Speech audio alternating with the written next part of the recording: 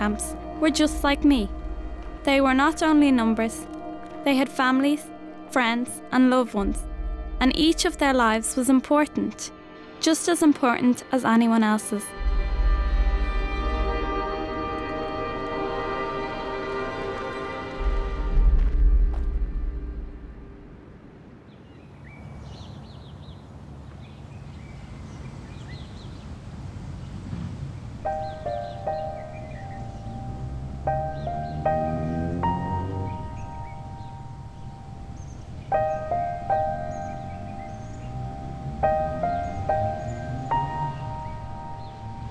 Betty Steenberg was the only Irish Jew to die in the Holocaust, and she went to this school, so the room was named after her.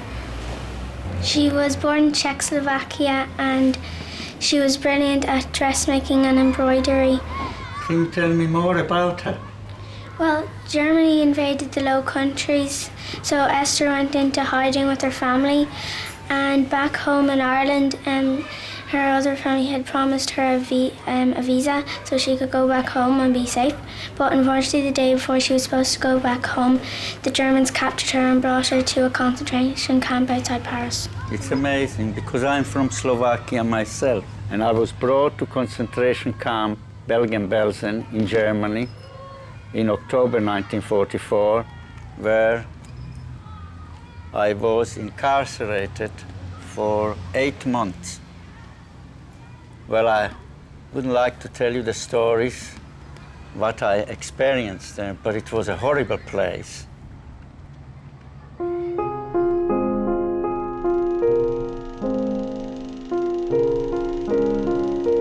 I knew of him. I knew all his late wife's family.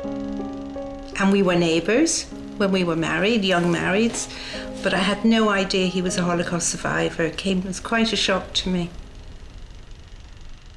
We met through friends. Mutual friends tried to get us together for quite some time, but couldn't find, the appropriate time. So they encouraged somebody after synagogue service to approach me and ask me, could they give Tomi my number? Was I going out with anybody? Well, having been separated for 30 years, it came as a bit of a shock to be kind of introduced that way. From the time I separated, I just felt my fate was to raise my daughter, and that I was going to be on my own forever. But, it was just wonderful when I met Tomi. I was very lucky. 2.5 years ago, I was introduced to another Jewish girl I was then 68. And we struck a friendship, and we are together. So it was something that I never expected at my age. You have the pretzel for me, the challah for me? I had lost my sister from leukemia. He'd lost his wife from cancer. And we seemed to talk about that terrible loss. And of course then, bit by bit, we were getting on, and obviously we were enjoying each other's company. Joyce is a very bubbly girl, very friendly. She gets to know people very quickly, and we have a very full social life because of her. Baruch atah Adonai Eloheinu melech haolam asher kiddushanu b'mitzvotov v'tzivonu lahadnik ner shel Shabbat. Good Shabbat. Amen. He's been on this journey. He's coped with it. He's talked to me so much about it. So I've learned an awful lot about Tomi and what he went through with his family.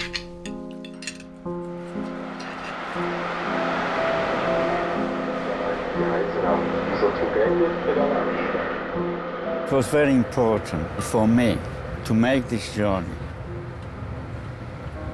And now, finally, after 63 years, I'm coming to Bergen-Belsen, where I spent the most traumatic time of my life.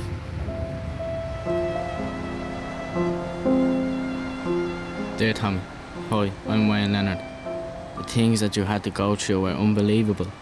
Like when you were locked in the train with 40 to 50 people and that one person passed away. At the age of 9 years old, it must have been very hard to handle.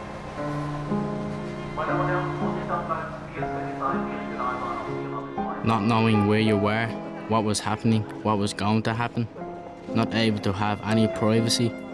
This was very hard for me to handle. Just hearing it from you, it was so much harder for you.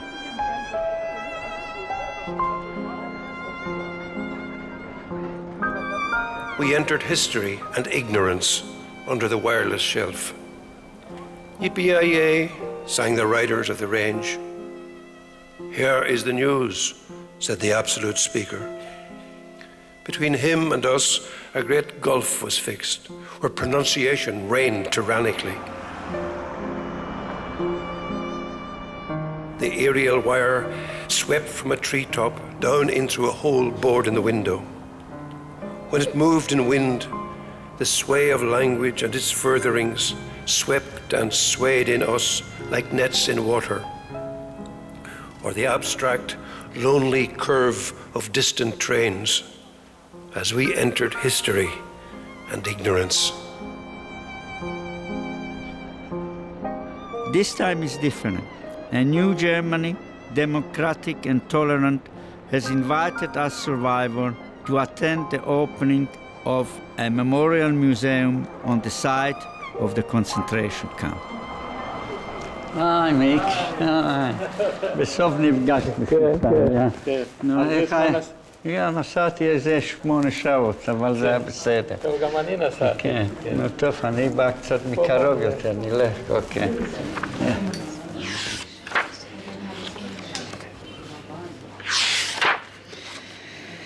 Here, my father died in Buchenwald. He died in Buchenwald. Auschwitz. Buchenwald. Buchenwald. Auschwitz. Buchenwald.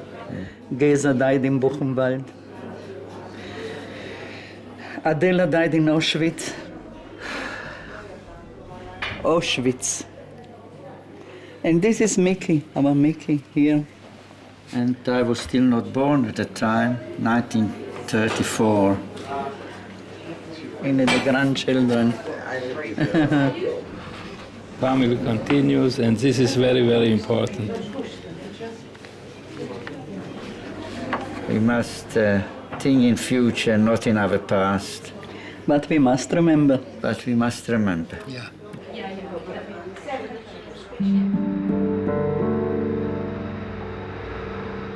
For years, I never even thought to come here. It's just an amazing thing that I decided eventually to come. So it is meeting the devil. It needed to be done.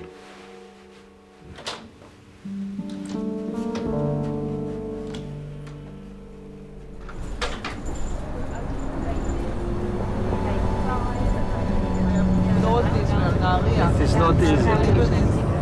Not easy for me. איך אומרים פצע בזה? איך אומרים פצע? He has a sore. It's a sore in the body. It was closed till now. Now it's open. Again, It's very hard for me. Tommy had such a caring nature. So the opportunity came up to go to Bergen-Belsen, and I insisted on going with him because I just felt it was just too strong a journey to go on his own. You simply see suddenly. It's like a movie in front of you. You can see these bodies. The horrific time. This is like somebody took a knife. Suddenly realizes that you're going there. You're going to meet the past.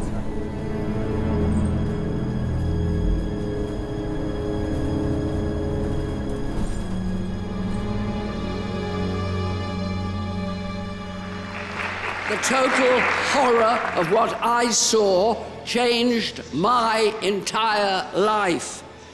And I have fought ever since, vigorously, unflinchingly, against anti-Semitism, yes, but against racism of all kinds in their many incarnations.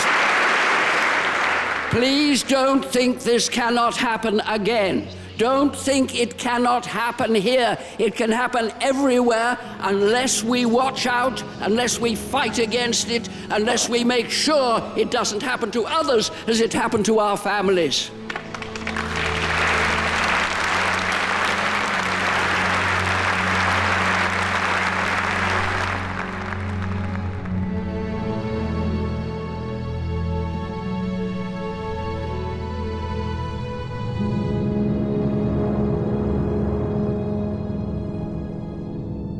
You can imagine there was straw on the floor.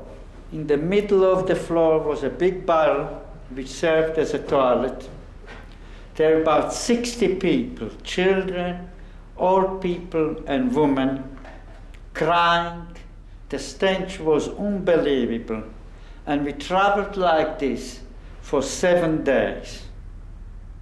After 7 days, we stopped here in Bergen-Belsen. I was only 9-year-old, frightened, cold, and the shouts and the barking, and we had to come down quickly from this train. Of course, we didn't have these stairs to come down. It was terrifying. And of course, the Alsatian dog barking and the shouts of the SS prompting us, schnell, schnell, heraus, heraus. How do I describe hunger? With us, we had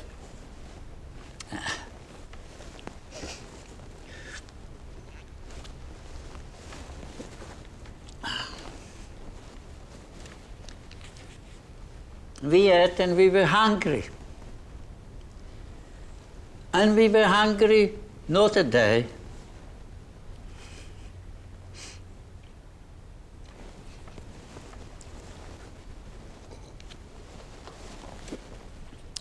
We were hungry for weeks, for months.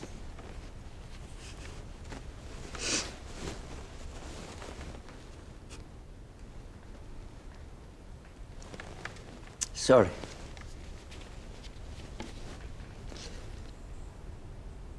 What we saw there was just unbelievable.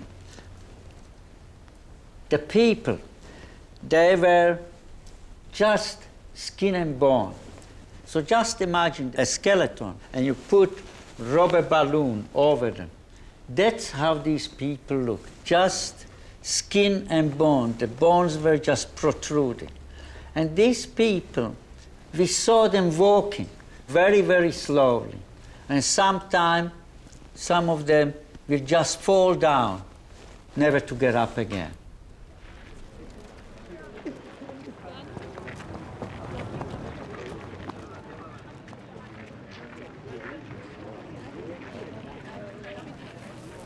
This was a women's camp, and we stayed. This is our block. I think 207 was the number. And we were playing here, a couple of kids. And suddenly this guard shouted, "Come, come." Of course, as kids, we were, on one hand, we were afraid to go to the guard. On the other hand, we were afraid if we didn't go. So we came to the tower, and this guard, he was an old man, obviously, eating bread. He cut the crust, and he threw it down to us. So we jumped like little puppies and picked it up, and it was delicious. We behaved like little dogs, fighting over a piece of crust. In December 18, that's my brother's birthday, we wanted to celebrate in some little way his bar mitzvah. So this lady, she must have collected bread over a couple of days and margarine to make sort of a little cake. It was a real sacrifice because we only got 2 slices of bread for breakfast, that's all. What she did, she took slices of bread, she put the margarine, slice of bread, margarine, slice of bread, margarine, and in the middle there was a candle, and of course we all gathered in a big room, and we started to sing, and this lady came with this bread, and that's how we celebrated my brother's bar mitzvah. This is Kramer. He came in December 1944 from Auschwitz. He earned the name of Beast of Bergen-Belsen. He was a pathological killer and a sadist. His pastime was standing on a balcony in the kitchen, and if the inmates came looking for food, he would shoot them. That was his pastime. And the bodies were left lying there. So when we came to a roll call, the inmates saw these bodies. So they were reminded, if you did something out of the line, you would be shot.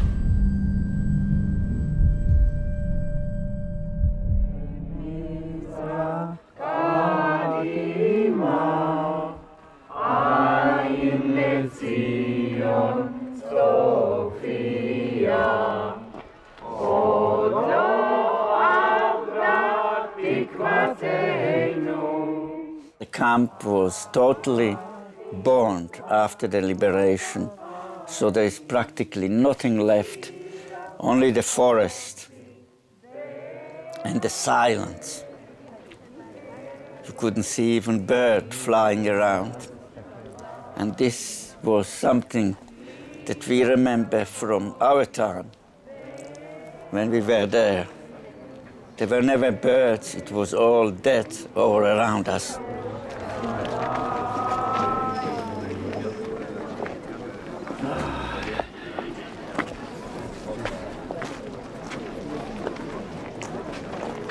Very difficult. I remember waking up and I just saw my mother and my aunt. They were crying, and I was asking what happened, and they told me, your grandmother passed away.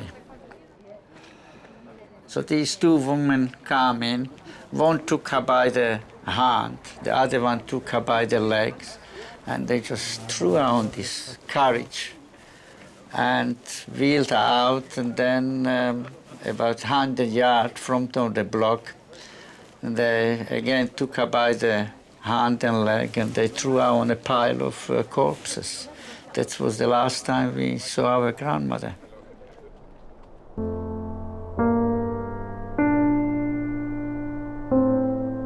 Dear Tommy, I love my grandmother, better known affectionately as Nanny, dearly. I find it hard to imagine her not being treated with respect if she dies. It would also break my heart to not have somewhere, such as a grave, to go and visit her.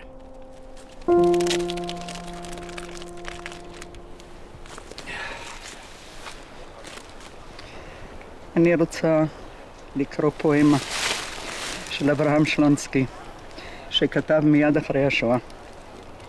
נדר.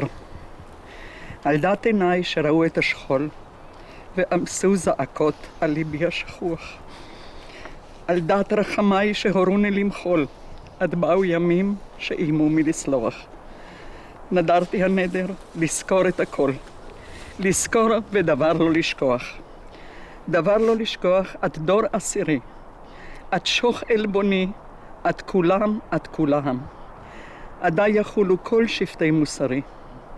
קונם אם לריק יעבור ליל הזעם, קונם אם לבוקר אחזור לסורי, ומאום לא אלמד גם פעם.